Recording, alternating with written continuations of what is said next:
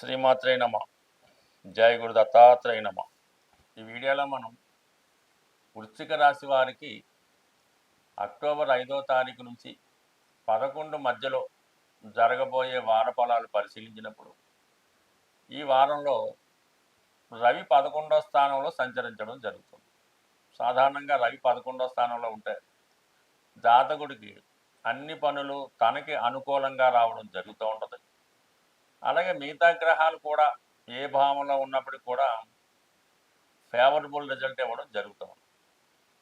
అయితే ప్రస్తుతం రవి దశమాధిపతిగా లాభస్థానంలోకి రావడం వల్ల వృత్తిపరమైనటువంటి అభివృద్ధి రావడం జరుగుతూ ఉంటుంది. అంటే గవర్నమెంట్ సర్వీస్ వాళ్ళకి కానీ ప్రైవేట్ వాళ్ళకి కానీ ప్రమోషన్ రావడం, ఉద్యోగంలో అదనపు బాధ్యతలు, హోదా పెరగడం, పెద్దవారి యొక్క దీవెనలు లభించడం వల్ల వారి సహకారంతో జాతకుడు చాలా కాన్ఫిడెన్స్గా పనిచేయడం జరుగుతూ ఉంటుంది. అయితే దశమ స్థానంలో శుక్రుడు వ్యయాధిపతిగా దశమ స్థానంలో ఉండడం వల్ల ఉద్యోగంలో మార్పు కొరకు మీరేమైనా ప్రయత్నాలు చేస్తే మారే అవకాశం ఉంది. ఎక్కువగా వ్యాపార రంగంలో ఉన్నవాళ్ళు, టెంపరీగా ఇండివిజువల్ ఉద్యోగంలో ఉన్నవాళ్ళు వాళ్ళ యొక్క కార్యాలయాన్ని కానీ బ్రాంచ్ని కానీ వేరే చోట పెట్టడం జరుగుతూ ఉంటుంది. అలాగే కొంత వ్యాపార విస్తరణ కూడా జరుగుతూ ఉంటుంది. ఏదైనా ప్రధానంగా వృత్తిపరమైన మార్పులు రావడం జరుగుతూ ఉంటుంది. బట్ ఏదైనా రవి 11లో ఉన్నప్పుడు ప్రభుత్వ ఉద్యోగులకి, రాజకీయ నాయకులకి ఇది చాలా అనుకూలంగా ఉంటుంది. పైపెచ్చి రవి పైన శని యొక్క దృష్టి పడుతుంది. మరి ఈ కారణం వల్ల మీకు ఏదైనా వారసత్వంగా నామినేటెడ్ పోస్ట్ లాంటిది ఏవైనా రావాల్సి ఉంటే, అంటే మీ పెద్దవారు ఏదో కారణాల వల్ల పదవీ విరమణ చేస్తే ఆ ఉద్యోగం మీకు రావాల్సి ఉన్నా, ఏదైనా ఒక రాజకీయ పార్టీలో మీకు ఆ విధమైన హోదా రావాల్సి ఉన్నా కంపల్సరీగా ఈ సమయంలో అటువంటి అధికార హోదా కలిగినటువంటి పదవి లాంటిది వచ్చే అవకాశం ఉంది. అయితే ఇప్పుడు ఈ వారం అంతా కూడా మరి కుజుడు 12వ స్థానంలో ఉన్నాడు. మరి షష్టాధిపతిగా 1000 స్థానంలో ఉండడం వలన రుణ బాధల నుంచి విముక్తి కలుగుతుంది. చాలా కాలంగా ఇబ్బంది పెడుతున్నటువంటి అప్పులు బాకీలు ఏవైనా ఉంటే అవి సంపూర్ణంగా తీర్చివేయడం జరుగుతూ ఉంటుంది. అయితే ఇక్కడ లాభాధిపతి బుధుడు కూడా 1000లో పడ్డాడు. అంటే ధనం వచ్చినంతసేపు ఉండదు, చాలా స్పీడ్గా ఖర్చు అవ్వడం జరుగుతూ ఉంటుంది. అలాగే ఏదైనా ఒక స్థిరాస్తి లాంటిది కొనాలని మీ ఆలోచన, మీ ప్రయత్నం నెరవేరుతుంది. కొన్ని సందర్భాల్లో ఏదో ఒక ముఖ్యమైన పని కోసం దాచినటువంటి ధనం తప్పనిసరిగా మీ యొక్క బంధువులకో, రక్త సంబంధీకులకో, స్నేహితులకో అప్పుగానో లేదంటే సహాయంగానో ఇవ్వవలసి ఉన్నది.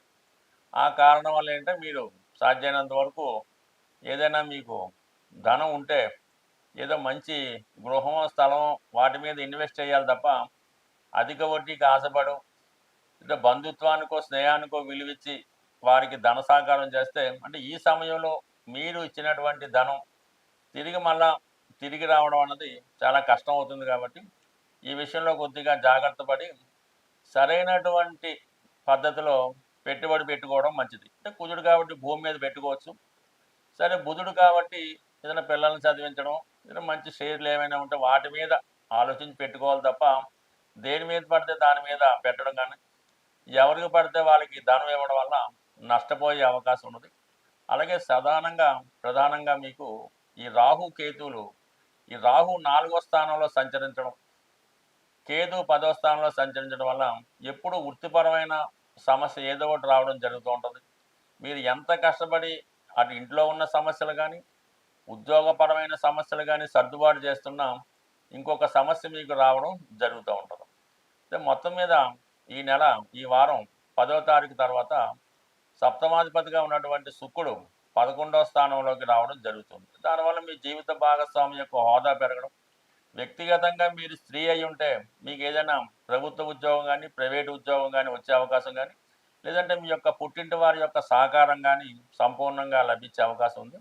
బట్ ఏదైనా వ్యయ స్థానంలో 2 గ్రహాలు ప్రభావం మీ మీద ఆర్థిక పరంగా అధిక ఒత్తిడి తీసుకొచ్చే అవకాశం ఉంది. సాధారణంగా గ్రహాల పరిస్థితి మనకి అనుకూలంగా లేనప్పుడు, గ్రహాల సంచారంలో మనకి గ్రహాలు చెడు ఫలితాలు ఇస్తున్నప్పుడు మనం తొందరగా గ్రహాల యొక్క అనుకూలత పొందాలంటే ఆ గ్రహం ఉన్న స్థానాన్ని బట్టి మనం పరిహారం చేసుకుంటే చాలా వరకు ఆ ఫలితం మనకి తొందరగా వచ్చే అవకాశం ఉన్నది. అంటే ప్రస్తుతానికి శని భగవానుడు మీనరాశిలో జలతత్వ రాశిలో ఉండడం వల్ల శనికి అధిదేవత అయినటువంటి శివుడికి అభిషేకం చేయడం ద్వారా మీరు తొందరగా మంచి ఫలితాన్ని పొందుతూ ఉంటారు. శని యొక్క అనుగ్రహానికి లోనయ్యే అవకాశం ఉంటుంది. అంటే శని భగవానుడికి కేవలం ఏలినాటి శని, అష్టమ శని, అర్ధాష్టమ శని జరుగుతున్న వారే కాకుండా ప్రతి ఒక్కరూ కూడా విధి విధానంగా కంపల్సరిగా శని భగవానుని, శనీశ్వరుని పూజించవలసి ఉంటుంది. కాబట్టి ప్రస్తుతం మీరు శని భగవానుని ఈశ్వరుడికి లేదంటే డైరెక్ట్గా శని భగవానుడికి అభిషేకం చేయడం వల్ల మీ యొక్క సమస్యలు చాలా తొందరగా పరిష్కారం అయ్యే అవకాశం ఉంటుంది.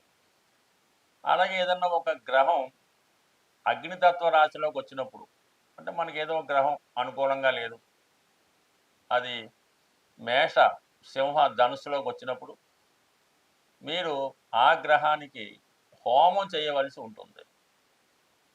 ఆ గ్రహానికి హోమం చేయడం వల్ల, అధిదేవతకి హోమం చేయడం వల్ల తొందరగా ఆ ఫలితం మీరు పొందడం జరుగుతూ ఉంటుంది.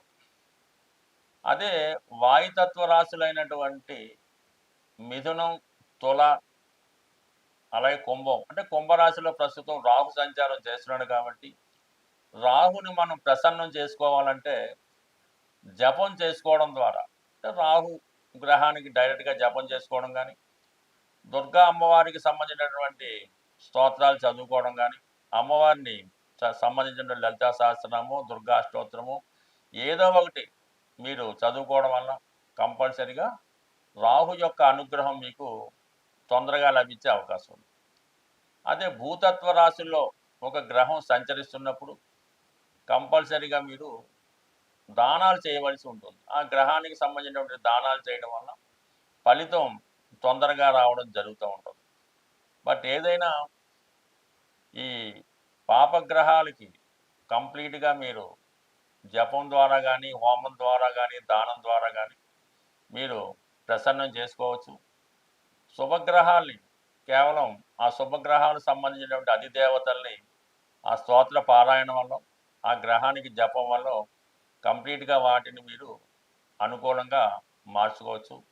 బట్ ఏదైనా కొన్ని గ్రహాలకి సులభంగా మీరు ఫలితం పొందొచ్చు. అంటే ఈ బుధుడు, ఈ శుక్రుడు, ఈ కుజుడు తొందరగా మీకు ప్రసన్నం అవ్వడం జరుగుతుంటుంది. కాబట్టి సులభంగా వాటిని మీరు శుభంగా మార్చుకోవచ్చు. అదే రాహువు, కేతువు, శని, గురువు ఒక పట్టాన అవి మనకి అనుకూలంగా మారే అవకాశం లేదు. కాబట్టి వాటికి ఎక్కువ సమయం కేటాయించి ఎక్కువగా చాలా దీక్షగా చాలా ఘనంగా పరిహారం చేయవలసి ఉంటుంది. సో ఏదేమైనా గ్రహాల్ని మనం ఎంతగా ప్రసన్నం చేసుకుంటే మనకి జాతకం అంత అనుకూలంగా మారే అవకాశం ఉంటుంది. స్వస్తి.